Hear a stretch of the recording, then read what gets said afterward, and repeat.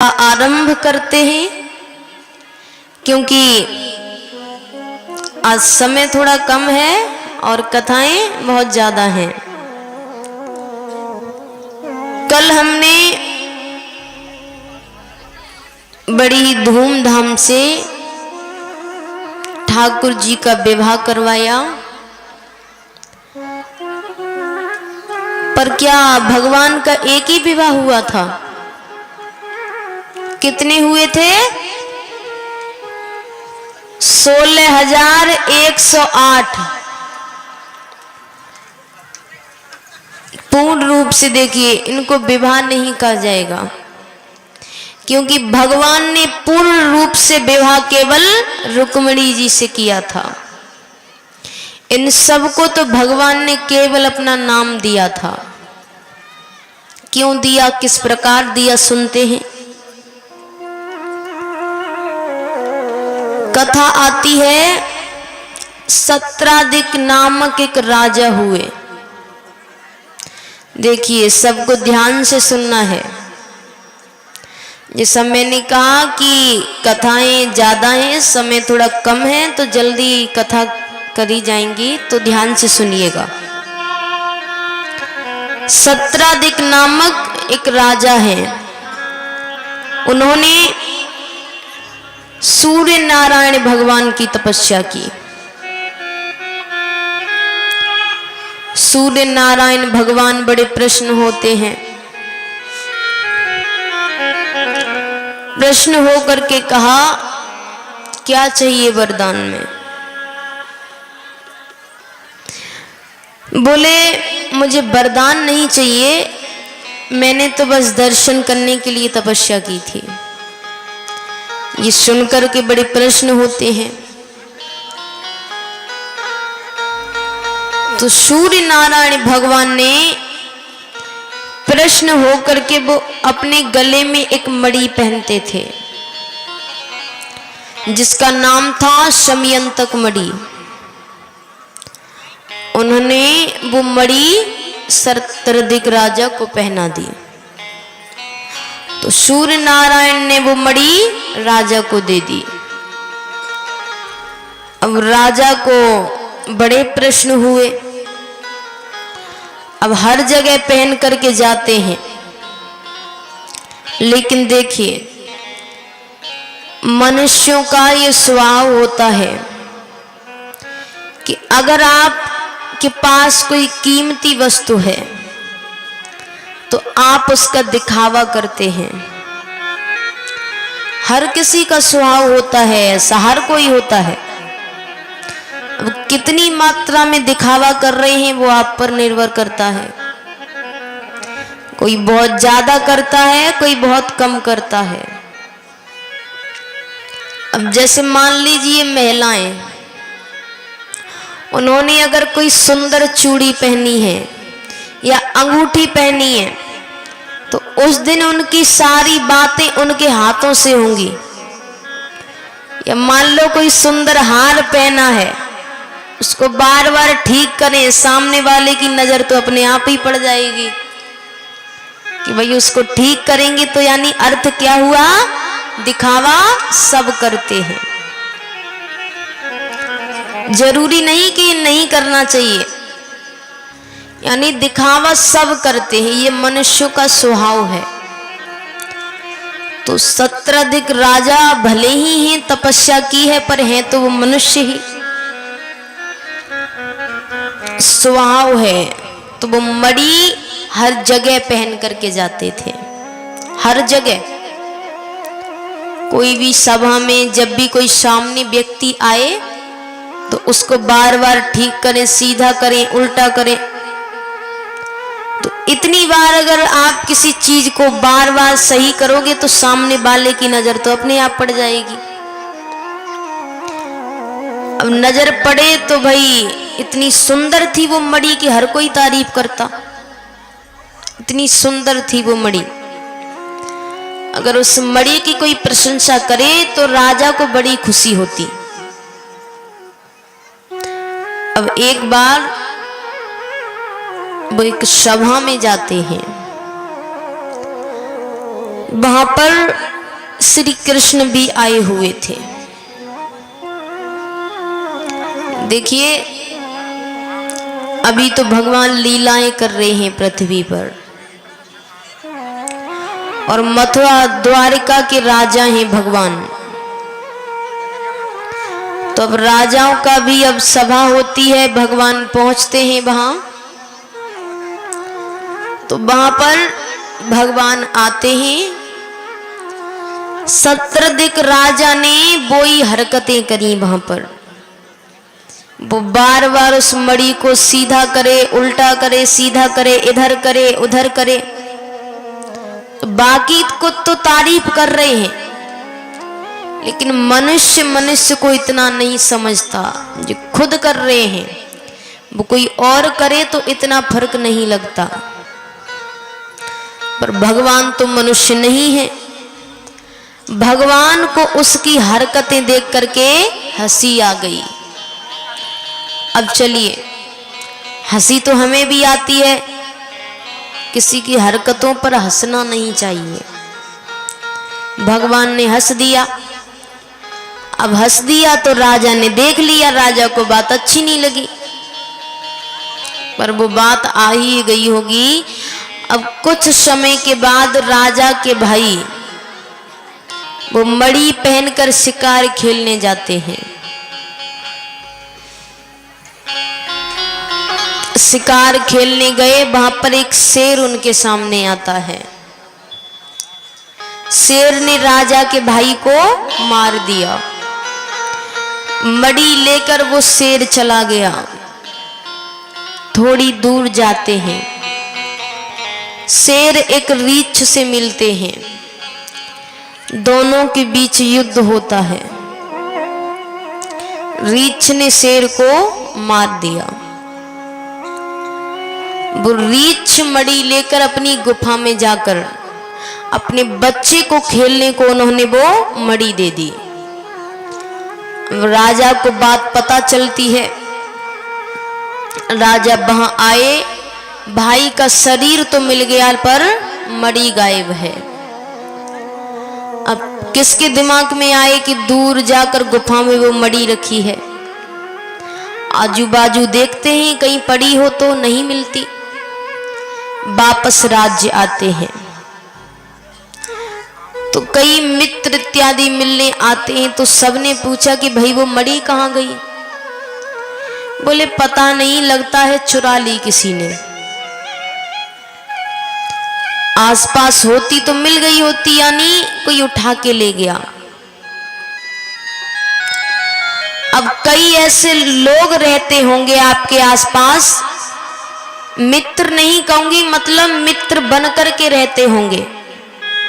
कई लोग होंगे ऐसे जो काम तो नहीं करेंगे पर दिखाएंगे बड़ा कि आपकी उनको बड़ी चिंता है। तो उन मित्रों ने भी कहा कि किसी पर शक है तो ऐसा नहीं हो कि वो शक बता दे तो वो उसके पास जाए, नहीं, बस बातें करनी है उनको। बातें बहुत हैं उनके अंदर। तो उन्होंने कहा किसी पर शक है, किसी ने कोई हरकत की हो। ये सब सोच के राजा के मन में आता है। सोचने लगे राजा की हरकत किसने की थी, पर हरकत तो एक ने ही की थी। किसने की थी? कृष्ण ने। तो उन्होंने कहा उसने तो तारीफ भी नहीं की थी, वो तो हंस रहा था मुझे देख करके। अब भगवान के दुश्मन भी कम नहीं है। उन्होंने कहा अरे उसी ने चुराई है, वो तो है ही चोर। जाओ वृंदावन में पूछाओ सबको, सब यही कहेगा कि चोर है, वो चोरियां करता था। अब वो राजा जहां भी जाए सबसे एक ही बात कहे कि अरे आपने वो मणि देखी थी ना मेरे गले में? बोले हाँ। बोले वो कृष्ण ने चुरा ली। बात भगवान तक पहुंचती है। भगवान ने कहा चलो वृंदावन में चोरी करता था तो मेरा नाम चोर पड़ा, और यहां तो बिना चोरियों के इंजाम लग गया।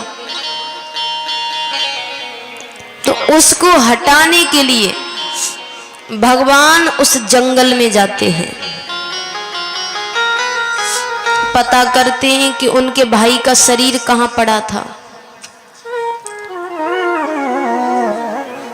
तो भगवान ने ध्यान दिया कि शरीर के पास से शेर के पैरों के निशान जा रहे हैं। तो भगवान उसके पीछे पीछे जाते हैं। भगवान उसके पीछे पीछे जाते हैं तो वो गुफा तक पहुंच गए। भगवान देखा तो दूर से मणि चमक रही है। अच्छा, वो रीछ कौन थे? वो रीछ कोई और नहीं बल्कि जामवंत जी थे। श्री राम के साथ जो थे वो जामवंत जी थे। ठाकुर जी आते हैं,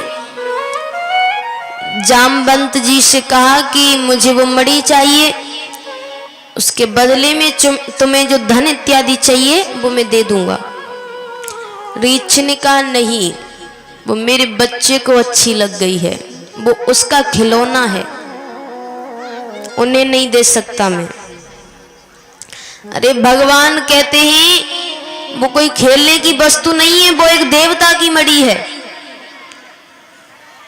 रीछ ने कहा इतना है तो युद्ध कर लीजिए और ले जाइए। दोनों के बीच युद्ध होता है। युद्ध यानी मल्ल युद्ध। मल्ल युद्ध होता है दोनों में। तो युद्ध होता है, बहुत समय तक युद्ध चलता है। जामवंत जी को लग रहा है बार बार कि ये मुझे मार सकता है, ये इतना शक्तिशाली है कि ये मुझे मार सकता है, लेकिन बार बार ये जानबूझ करके दाव पलट देता है। अब देखिए, युद्ध करना तो दोनों को आता है। तो भगवान ऐसा दाव खेलते थे कि थोड़ा सा भगवान ने हाथ इधर उधर किया और उसकी मृत्यु हो जाएगी, पर भगवान जानबूझकर कभी हाथ ऐसा नहीं करते, कभी हाथ को फिसला देते थे। तो वो समझ रहे थे जामवंत जी कि ये मुझे मार सकता है, लेकिन ये जानबूझ करके दाव पलट रहा है। लेकिन जब समय ज्यादा हो जाता है तो भगवान ने धनुष उठाया, बाण खींचा, और बाण खींचते ही उनको साक्षात मर्यादा पुरुषोत्तम श्री राम के दर्शन होते हैं। राम जी के दर्शन होते ही जामवंत जी उनके चरणों में गिर जाते हैं कि प्रभु मैंने आप पर हाथ उठाया। अरे भगवान कहते तुमने नहीं उठाया, मैंने उठवाया। क्यों उठवाया? मुझ पर क्यों कलंक लगाया? भगवान कहते हैं मैंने तुम्हें वचन दिया था, उसको पूरा करना था। कैसा वचन? बोले राम अवतार में जब रावण की मृत्यु हो गई थी तब सब प्रश्न थे सिवाय तुम्हारे अलावा। तो मैंने तुमसे पूछा कि तुम्हें प्रसन्नता क्यों नहीं हुई? तो तुमने कहा कि रावण बहुत शक्तिशाली था, मुझे उसके साथ युद्ध करना था, पर वो इच्छा तो मेरी इच्छा रह गई। तब उस समय मैंने तुम्हें ये वचन दिया कि मैं तुम्हें रावण से भी ज्यादा बलशाली पुरुष के साथ युद्ध करवाऊंगा। मैंने वो तुम्हारा वचन पूरा किया, अब मुझे वो मणि दे दो। जामवंत जी कहते हैं जरूर दूंगा, लेकिन दहेज में दूंगा। भगवान ने कहा दहेज का मतलब समझते हो? बोले पशु हूं लेकिन मतलब समझता हूं, आपको मेरी बेटी से विवाह करना पड़ेगा। नहीं, भगवान कहते हैं मेरा विवाह हो चुका है। बोले आपने यहाँ कौन सा मर्यादा पुरुषोत्तम का व्रत लेकर के रखा है? एक हो गया, एक और कर लो। आप कहेंगे कि मेरी बेटी में मनुष्यों वाली सुंदरता नहीं है, तो आपको मना करना ठीक है। भगवान कहते हैं मैंने सुंदरता पर कभी ध्यान नहीं दिया। अरे मैंने कितने अवतार लिए हैं, नरसिंह अवतार, भगवान का 12 अवतार, 12 अवतार ऐसा भगवान के कि बड़े बड़े देख डर जाएं उनको देख करके। तब भगवान जामवंत की बेटी जामवंती को अपनाते हैं। अब वो मणि लेकर के भगवान शत्रदिक राजा के पास जाते हैं। राजा ने माफी मांगी। भगवान कहते हैं कोई बात नहीं,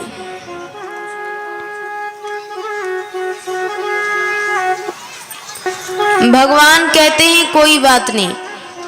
बोले नहीं, मैं तभी मानूंगा कि आपने मुझे माफ किया, आप मेरी बेटी से विवाह कर लीजिए। भगवान कहते हैं आज तो सबको शादी करवाना है। भगवान कहते हैं अरे मेरी शादी हो चुकी है। बोले 2 हो गई, एक और सही। तब शत्रदिक राजा की बेटी सत्यभामा को भगवान अपनाते हैं। तो इस प्रकार कई लीलाएं होती हैं। जामवंती, सत्यभामा, कालिंदी, सत्यासा, श्रुति, लक्ष्मणा, इस प्रकार भगवान 8 विवाह करते हैं। अब बाकी बचे कितने?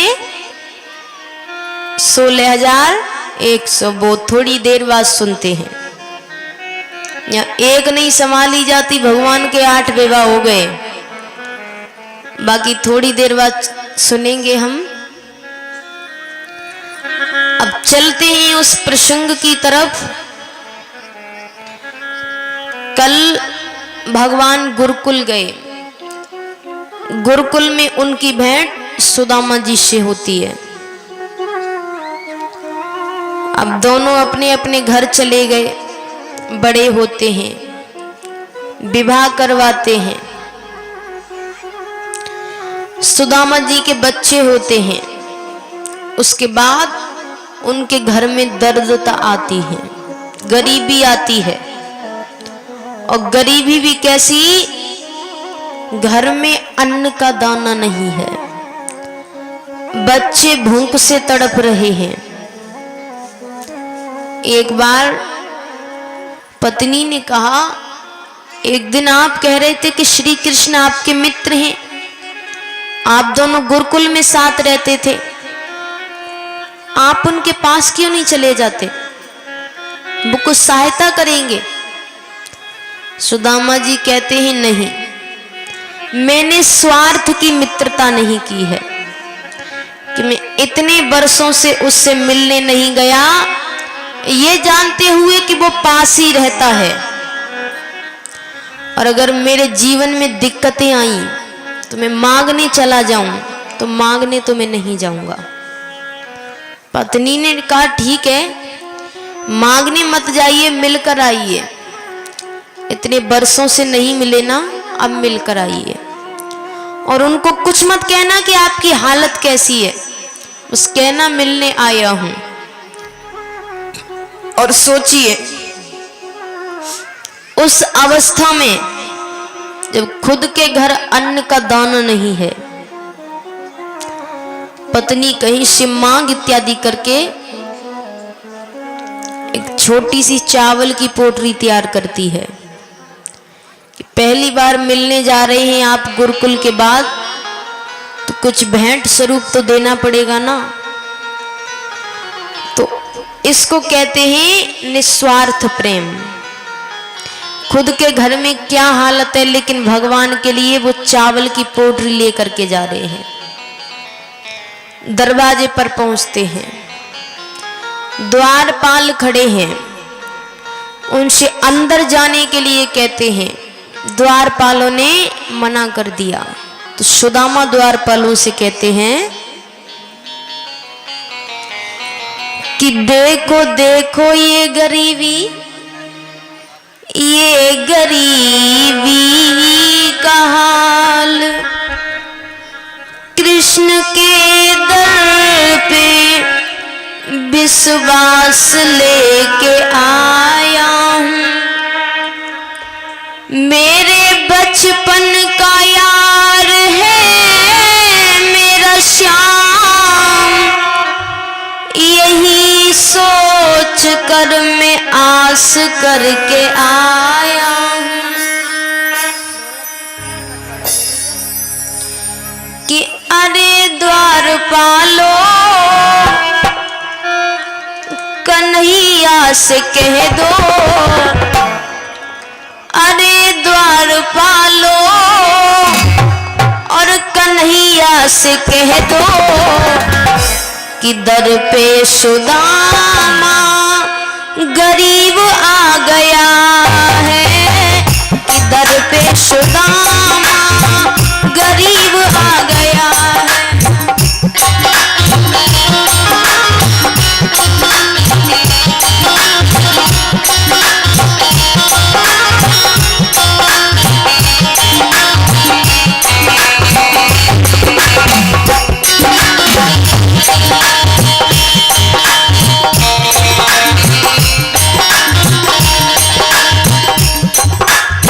भटकते भटकते न जाने कहाँ से, भटकते भटकते न जाने कहाँ से तुम्हारे महल के करीब आ गया है, तुम्हारे महल के करीब आ गया है।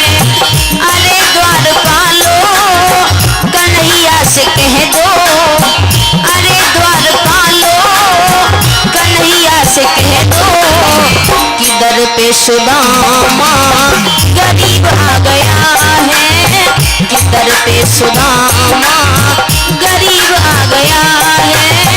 अरे द्वारपालो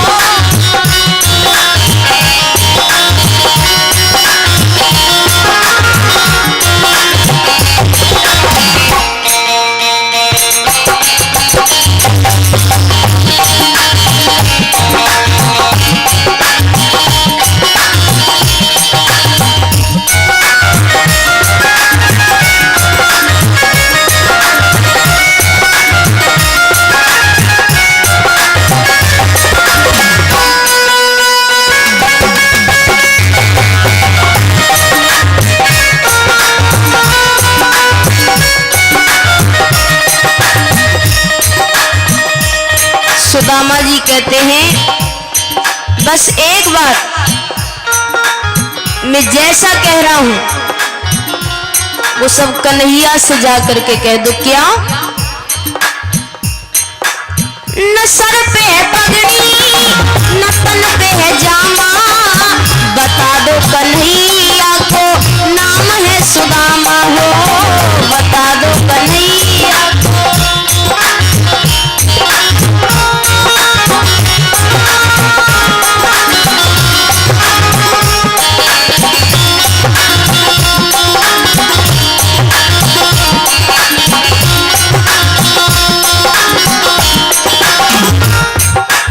न सर पे है पगड़ी न तन पे है जामा, बता दो कन्हैया को नाम है सुदामा हो, बता दो कन्हैया को।